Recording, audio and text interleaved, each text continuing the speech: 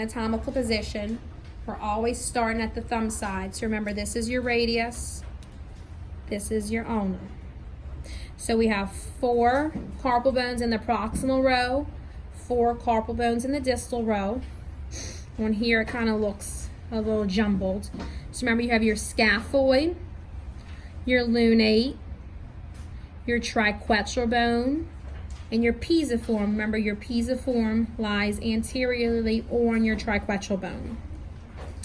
Then you go back to the thumb side, you have your trapezium.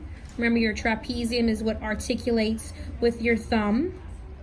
Then we have your trapezoid next to the trapezium.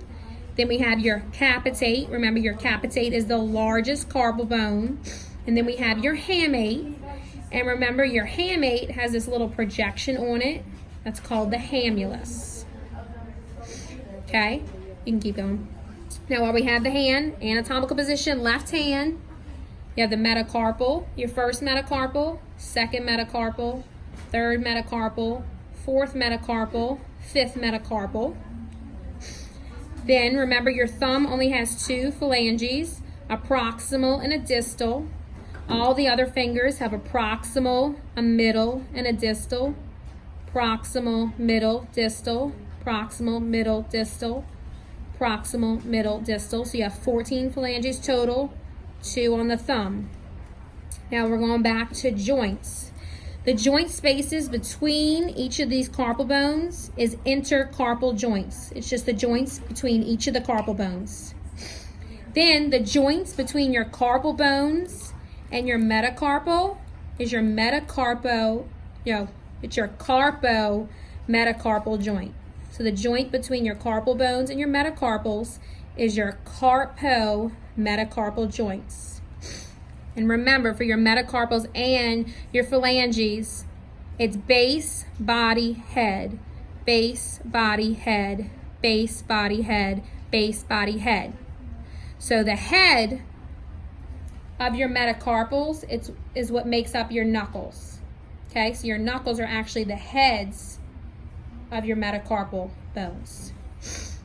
So the next joint, you have your metacarpal, where it meets your proximal phalanx. This is your metacarpophalangeal joint. Metacarpophalangeal joint, metacarpophalangeal joint, metacarpophalangeal joint, metacarpophalangeal joint. So every finger where the metacarpal meets the proximal phalanx is your metacarpophalangeal joint. Then remember, for your thumb, you only had 2 phalanges. So that space between the proximal and distal phalanx of the thumb is your interphalangeal joint. Now for digits 2 through 5, remember you had a proximal, a middle, and a distal phalanx. So you had this first joint, which is your proximal interphalangeal joint, and this joint is your distal interphalangeal joint.